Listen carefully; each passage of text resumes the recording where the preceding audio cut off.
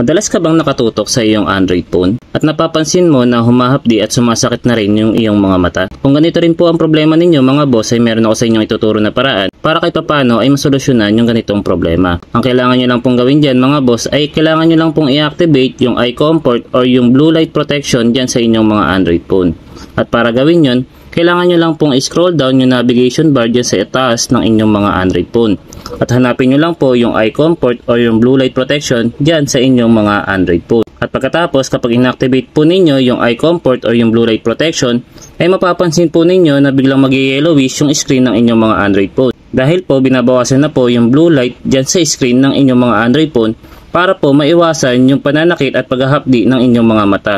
At sa ganitong paraan mga boss ay maiwasan po natin na ma-damage yung ating mga mata na maaaring maging sanhi ng ating pagkabulag.